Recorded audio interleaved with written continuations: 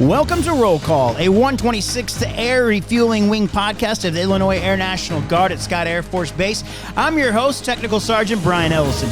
The Roll Call podcast focused on people, mission, and community. Today, I'm joined in studio by Captain Dustin Brown, commander of the 126th Force Support Squadron. Sir, we're just coming off this four-day weekend. How was your four-day weekend? Not bad. Thanks for having me on here. Oh, no problems. Thanks for coming on. You bet. The reason why I brought that up is I'm hurting. I'm here to relax at work because my wife and I decided Friday afternoon, like, hey, let's resod the backyard. Sod's heavy. Holy cow! So Yeah. we had to rent the tiller. So I get a tiller Saturday afternoon or Saturday morning, early Saturday afternoon, and that doesn't work. So I have to take it back, get another tiller. Oh, I'm dying. I'm hurting so bad from sodding on Sunday or tilling on Saturday and Sunday, and then sodding on Monday. Holy cow, that's a lot of work. Yeah, I believe it. I mean, I've never laid sod, done more yard work than I ever care to remember, and I try to get out of it as often as possible. I think the only equivalent I have for this weekend was I injured myself, so playing soccer with my kids. So apparently I'm old now. That's when you get old. Yeah, that's when you know you're old. What were you doing playing? How'd you hurt yourself playing soccer with your kids? Yeah, we play in the backyard all the time. They're both young, 5 and 7. Right. And I went to go kick a ball, trying to win because I don't let my children win. That's how they got. That's life, man. That's how you learn. I know, right? So I went to go and try to score, and I slipped on a rock, and I fell on my my right wrist, and it's just bruised. Oh, is that why you got that? Yeah, this stupid thing right here. Yeah. Oh my. Wow. I don't feel so bad now. I know. Everybody says I need a better story, but... Yeah, those kind of injuries never come with good stories. It's never anything cool. No. So, speaking of doing a lot of things, what does the FSS do? Because they kind of remind me of UPS. What do they say? Best beyond shipping, every ing for small business. Well, you guys are like every ing for the Air Force, aren't you? Yeah. We do. It's actually shocking. So I've been in FSS for about 5 years now. Started off as an OIC of one of our two sections. So we have personnel and we have services are the two sections that make up the FSS. And I came in initially as an OIC and then moved to ops officer, and now I've gotten lucky enough to fill in as the commander. But fill in as the commander. Yeah, so our current commander is actually deployed. Oh, okay. So while she is overseas, I'm sitting in the seat. But yeah, you learn a lot. So we have a new chief that came in recently within the last year or so, and he'll say it all the time. He's like, I feel like I never stop learning in here, and that's really what it's about. I mean, so we do everything within the services side. I mean, we're talking about preparing meals for people. We're talking about lodging, any kind of recreation and like fitness and things of that sort. So you're looking, especially in a deployed location, what it looks like. How do you keep people entertained and provide them with the things they need to have that mental and physical health while they're overseas? So, I mean, it's dynamic. It changes all the time. And depending on who you have in the role, they can really be creative with what they do. So yeah, services it's called services for a reason. I mean, you have to have a servant heart and the mentality of caring for the needs of other people to work there and to work there effectively.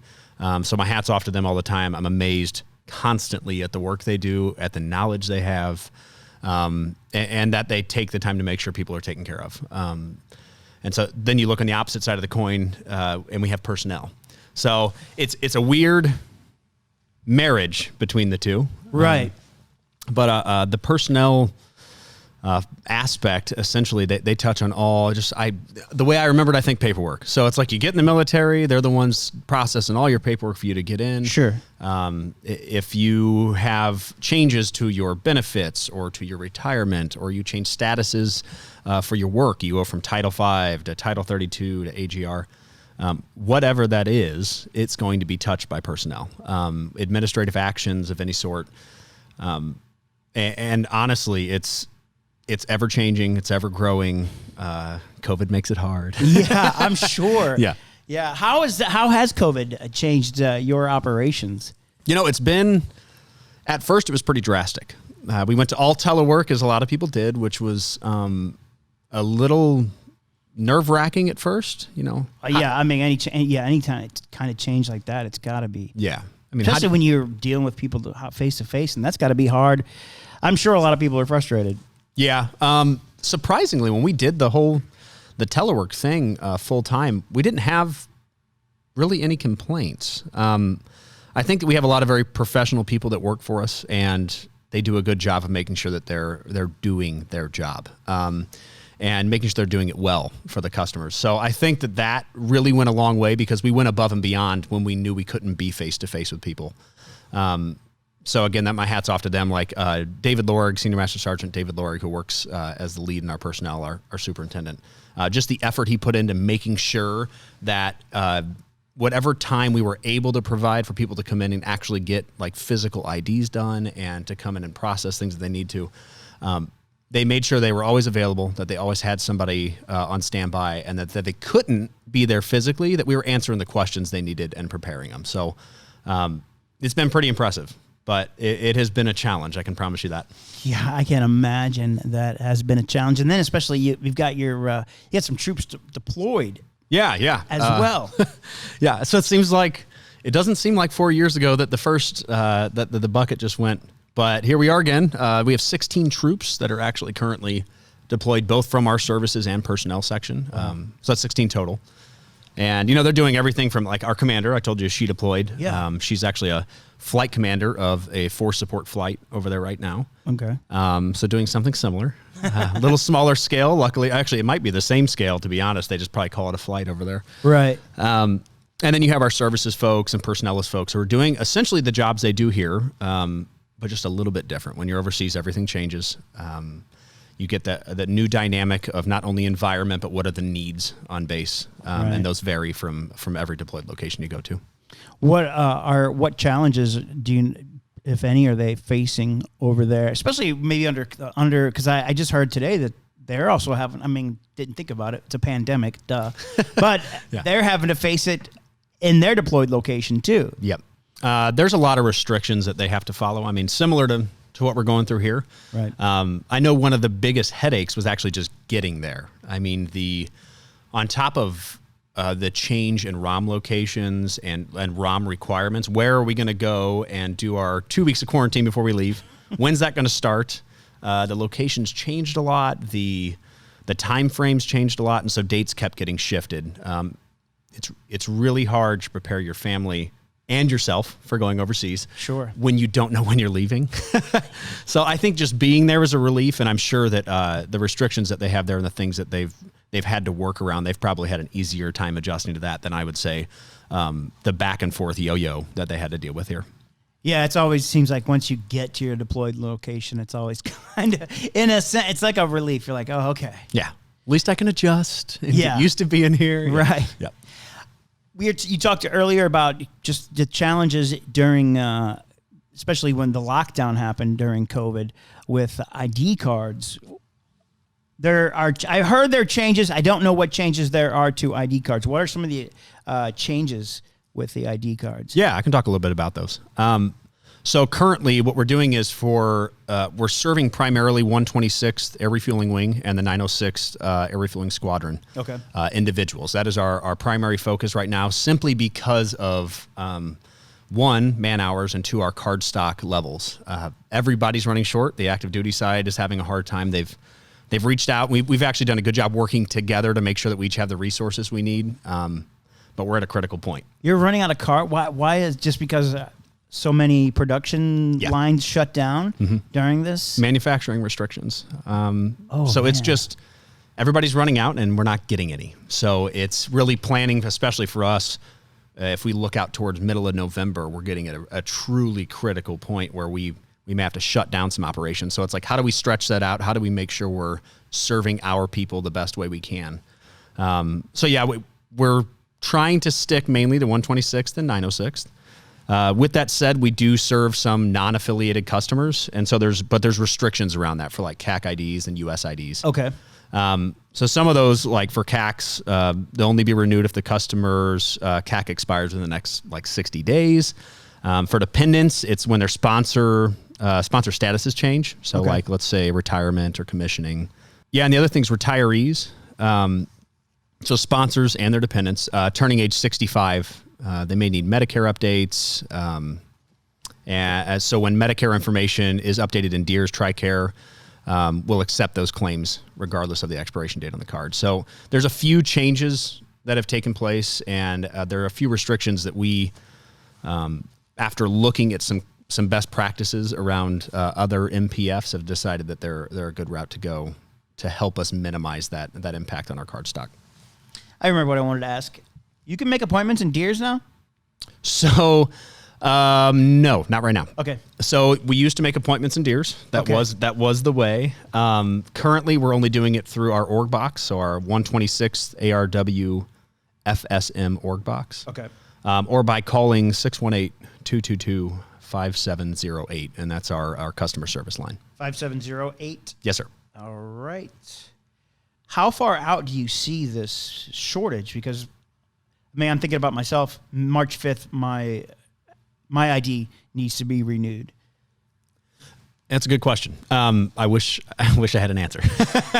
I don't know. We've not gotten any word on when to expect that to change. I just know that when we're running to our critical point and what we're doing to try to mitigate it. I do know that there's been special rules put in place for basically allowing a little bit of an extension on expiration dates for ID cards, things like that. Okay. I don't have that information handy with me, but I know that there's a few changes there to allow leeway. Okay, so if somebody wants to make an appointment, they can call you guys at 618-222-5708. That's it. Any other changes coming to ID cards that you know of? Not that I'm aware of, no. I think that as of right now, those are self-imposed changes for the most part. So I don't see any other ones. Okay. So if somebody from, I don't know, they can't get an appointment for whatever with a wing, can they go over to the 375th and get an ID card? Yeah, there's always the option. I mean, you can try 375th, the reserve section, as well as the Air National Guard. But the problem is everybody's putting similar restrictions on the way that they're issuing cards right now. Okay. We actually were prompted to do this because the active duty side was doing it already, because they reached a critical point before we did. So seeing that and then forecasting our own and saying, uh-oh, are we going to run into this same issue? Yeah. We were able to look out and make adjustments prior to. So, yeah. All right. We're talking to the commander of the 126th Force Support Squadron, Captain Dustin Brown. So what brought you to the Air National Guard, sir? What made you say, I want to come into the Air National Guard? Yeah. So it's funny. I went to high school. I always thought about going to college. I wanted to go to college, but no one in my family had. I'm one of 7 kids. My parents didn't. Grandparents, aunts and uncles, nobody. Wow. At least at the time, they hadn't. So right. I really wanted to. My girlfriend knew that I wanted to at the time, and her parents, basically I told them, look, I can't afford it. I'm not going. My parents can't pay for it. There's no way I can work enough. I'm already paying for my own car and insurance. And right. And they said, well, that's not acceptable. You're going to college. Wow, that's cool. Yeah. So they basically walked me through a lot of things like meeting with recruiters or looking into financial aid. So I met with the Air National Guard recruiter. And as soon as they said college reimbursement, they talked about loan reimbursement. They talked about GI Bill and the kicker and being able to go to school basically for free. That was it. I was sold. And at the time, I wouldn't consider myself an overly patriotic person. I wasn't like, yeah, I want to join the military. But what I did want to do was I wanted to do something worthwhile that I knew would better me as an individual and as like even a neighbor, like make me a better person for the people around me, and then also be able to get my degree. And it worked out wonders. And then 15 years later, I'm still in. It has a way of doing that to you, as you know. Yeah, that's all. Yeah, it does. So, and you know, my reasons now are different, much different, but I'm glad that that's what brought me in. So here I am today. Why'd you choose the 126th? So I felt like the 126 kind of chose me in a way. Sure. Yeah. So I was in the 131st when I got in the military. Used to be at Lambert, and we had F-15s. So they bracked our mission months after I joined, like maybe 3 months after. Man, that would have been awesome. Oh, yeah. I remember being a kid. I grew up right around there with my grandparents and my aunts and uncles, and watching the F-15s just circle our house was so cool. And they're so loud and powerful. Yeah, it's awesome. I love them. Yeah, I worked in supply. I used to sit on the dock for the warehouse, and they'd take off right over our heads and just vibrate everything. So the parts on the shelves would be shaking. It was so cool. But yeah, started there. They bracked us. They sent me to Whiteman Air Force Base in near Kansas City, so Knob Noster. Yeah, you and I talked about that a little bit. Oh my! Why did they? Okay, here's my thing. University of Central Missouri is there. Yeah. Okay, that is not central. No. Maybe it's central to Kansas City. It's also not in a good area. Yeah. No. Anyway, so they sent you out to Whiteman? Yeah, so I went there, worked maybe a couple months, and then they asked for somebody to deploy. And I'm like, please get me out of Knob Noster. So I will happily deploy. Went to Kyrgyzstan for a couple months, and then while I was there, I had a chief. He was the first superintendent I ever worked for when I got in. At the time, he was senior master sergeant, and then became Chief Gerald Scott. He was here at Lambert working in supply chain. Here at Scott working in supply chain. And he gave me a call, and he said, hey, look, I don't know if you're interested in moving to Scott. And he goes, but, we have positions that are coming available here. I'd encourage you to put your name in, be one of the candidates, at least give it a shot. And I said, okay. So I did, expecting, one of many candidates, who knows. And I ended up getting one of the jobs while I was overseas. So I did a interview while I was there. Oh, sweet. Landed the job while I was still deployed, and then came home, finished a couple months over at Knob Noster, and then was able to transition over. So it felt like the wing took me as opposed to me seeking it out. And I've loved it ever since. Yeah, it's a great wing. Really is. I enjoy being here. Yep. Yeah, I won't talk bad about another wing that I was in, but just like I was like, why do you guys want me here?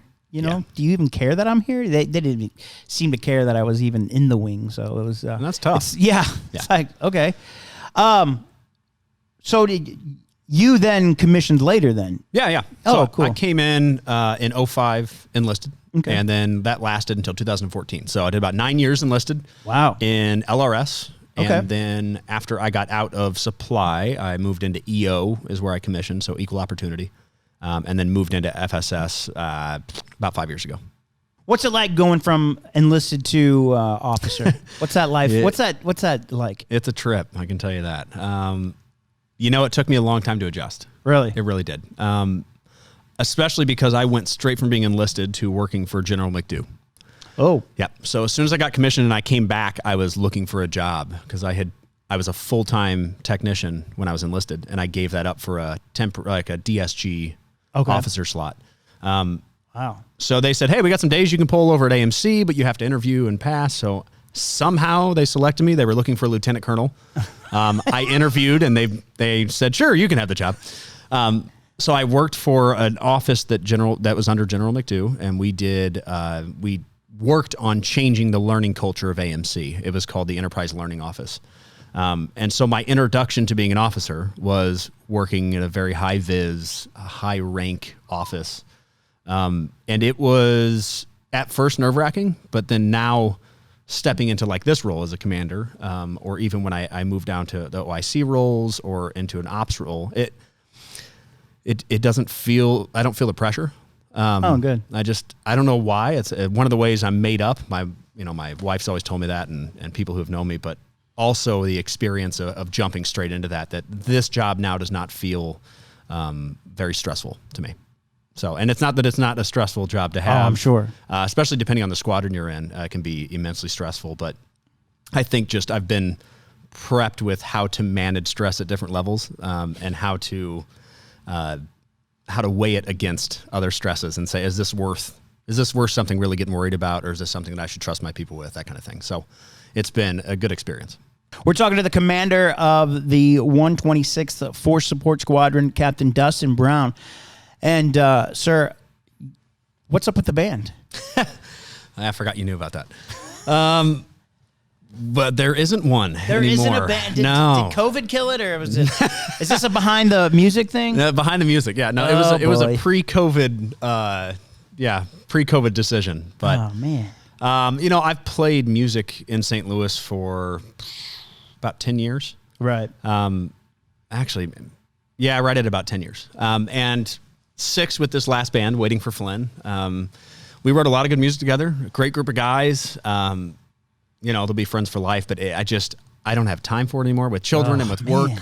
And then on top of that, there's dynamics when you're in bands. I mean, working with the same four guys, especially on a very artistic and emotionally connected thing like music, it just creates dynamics that sometimes you get tired of. And I know they understand that as much as I did. So I'd had enough. I was just done with the whole music thing. I still write music at home. I like to play at church, do things like that. But I didn't have time and I didn't have the patience anymore. So, are you from here? Are you from the area? Yeah, from St. Charles, Missouri. Oh, you're from St. Charles? Yeah. Where'd you go to high school at? Timberland. Where's it's in it? Wentzville. Oh, in Wentzville. Yeah. Okay. I had to drive like 20 minutes to school every day. What? I don't know. The lines that they would put in for districts, they made no sense. I don't know. Yeah, I'm from northern Jefferson County. No, I went to Northwest. Oh, okay. Yeah, whatever. My grandparents lived in North County, so that's where I spent my summers. So that's where I'm from. That makes sense. Mine was similar. My grandparents moved out to where we lived, and I guess my parents had no ambitions of moving. Ambitions of moving, yeah. Yeah. Well, the reason why I say I'm bringing this up is because I don't know why this struck me the other day. Because we're in Belleville right now, Scott Air Force Base, home of, I don't know, maybe you don't know this, Uncle Tupelo. I actually didn't know that. You didn't know that? I did not, no. Oh, man. All right, so one of my favorite bands is Wilco. Oh, okay. And before that, they were Uncle Tupelo. Yes, I did know that. Jeff Tweedy. And now I'm blanking on his name because it's just that thing that we do when we're in front of a microphone. I could tell you all day about Uncle Tupelo. Yep. I don't know. Can't I think of dude's name? Jay Farrar. My goodness. I cannot believe I cannot forget. I worked with Jay Farrar's mom. Anyways, point is, so we're in Belleville. Yeah. Home of one of the greatest bands in the world, I think, Wilco. And we could disagree. We could agree to disagree. That's fine. Yeah. But I don't know where I was going with this point was we're in Belleville, home of Uncle Tupelo, where Uncle Tupelo started with Jay Farrar and Jeff Tweedy.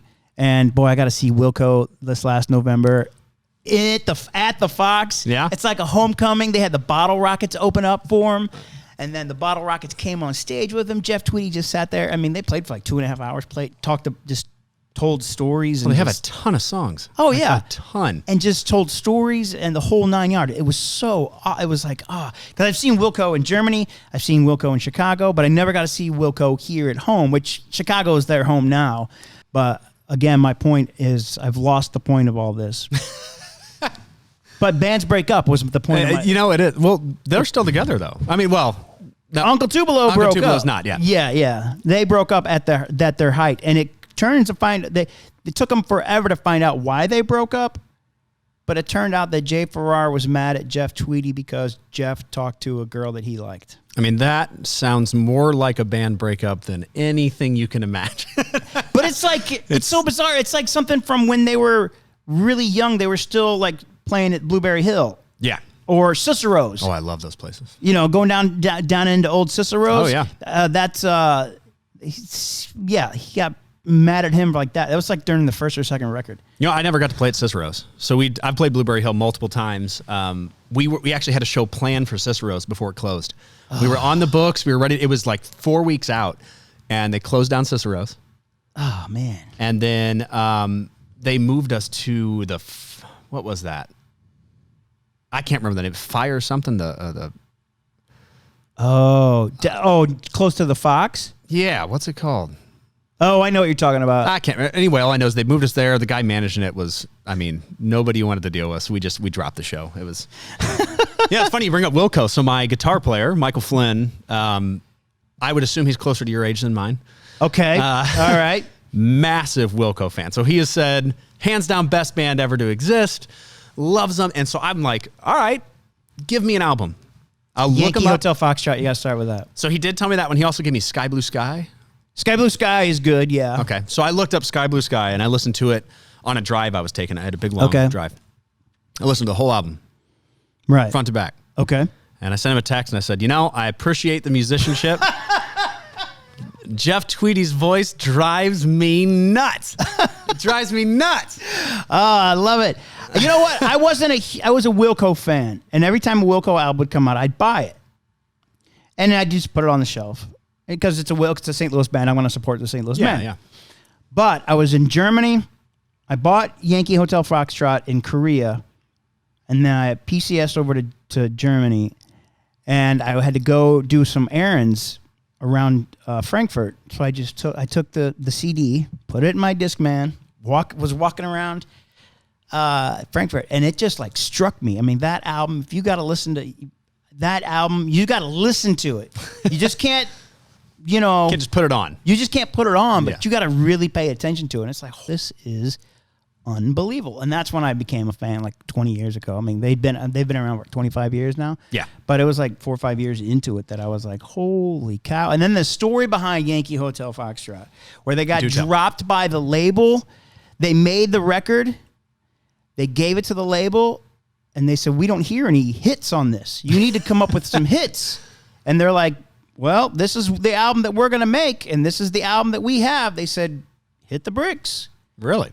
So I did not know that. That was for Warner, and Warner let them take the album with them because a lot of times, want it.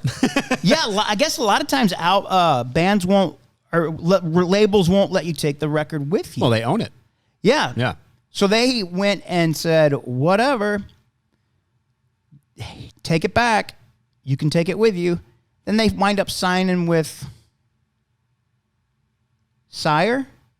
Or Reprise, part of the Warner Brothers music. Get out of here. Umbrella. So they wound up, and they did. I mean, what they did was they put out the album for free online in 2001, and let everybody just listen to it, and it just became this whole thing. There was a documentary made about it. You know what kills me? To me, that's one of the best ways to release an album. So I talked to. We had been building an album for a long time with this last band I was with. And we finally were at a point where we're like, all right, we finished a few more songs, mixing them up and getting them ready in the studio, and we're ready to release an album, be our first one. And I wanted to do it for free. I mean, my idea was, let's release this as a free album and let anybody listen to it at once. Nobody knows who we are. We're a local band. Right. We have a decent-sized crowd that comes to shows. There's people that do enjoy our music, but, we're not widely known by anybody. Right. So I'm like, release it for free. Worst case scenario, nobody listens to it. Right. Best case scenario, we get a couple new fans because people listen to it and they're like, hey, it's free. Let's give it a shot. But yeah, it never happened. We never released the album. So, a lot of times, well, not a lot of times. I talked to a few people in music. I was really good friends with the guys from Flogging Molly for a little bit. Okay. When they would come to Germany, I would follow them around. We'd hang out the whole nine. Yeah, it was debauchery in the highest degree. But I was talking to Nate, the bass player, and I was like, hey, so, and this was during the time of like Napster and things like that. Yeah. And I was like, what's your feeling about it? He goes, I don't care if you buy my album because I only get, he's a band member in a 7-piece band. Oh yeah, he's not getting much. So he's not getting much. Yep. So he's probably getting, they're probably getting maybe on record back then on CDs, maybe $1 per album that was sold, while the record company gets the other 90% or whatever it is. And then now they're taking that $1, splitting it among 7 people in the band. You're not making much money. He goes, I'd rather have you come to the show and see me and see us, buy a ticket to our show, buy a T-shirt, buy some memorabilia or whatever, because I make more money off that than I will ever see from my records. Yep, I agree.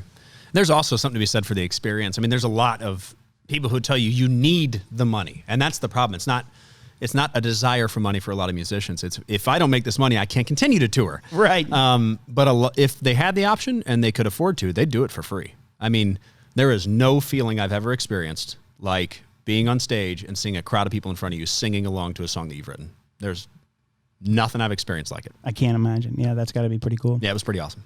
So I know you're a guitar player, right? Yes. Reaction. What'd you think when Eddie Van Halen died? Oh, I mean, a couple things. One, it was kind of expected.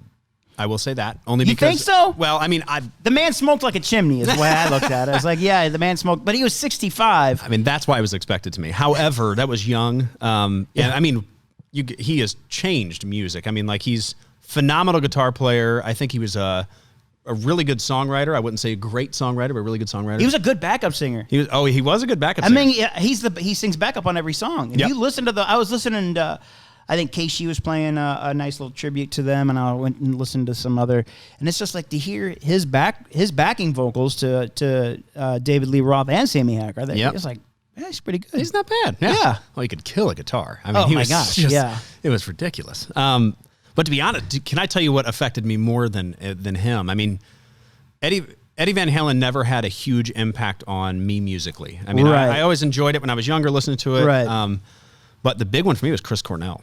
Oh yeah, I mean, sure. Vocally, for me, in my mind, the best rock vocalist that's ever sang. Yeah. And the only reason, I'm not saying that there's nobody who's ever had better songs, but he just had this tonality, and his range and his phrasing was just really cool and unique.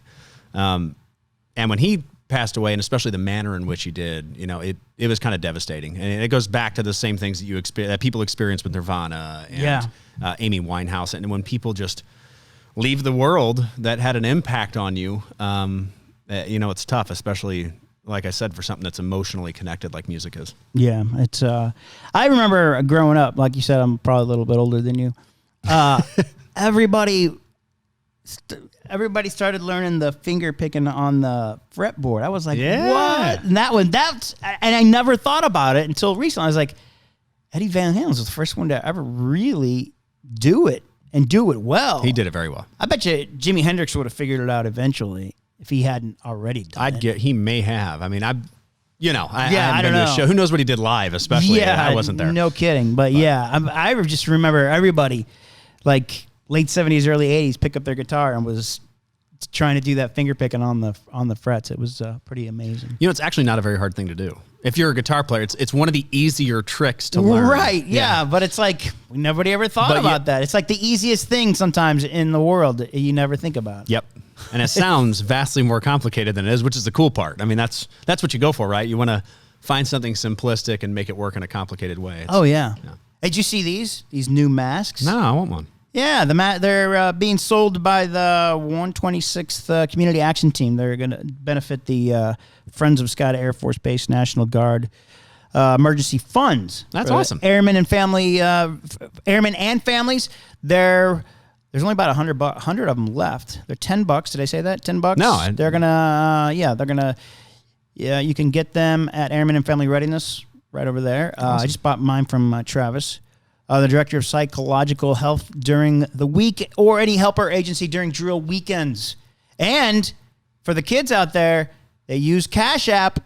Ooh. Yeah, sending funds. So this is, I'm just reading this now. Online reservations can be made by sending funds to FOSANG via Cash App with the message MASK to $. I guess maybe that's, you have to say it some kind of hip way, but to $Team TART.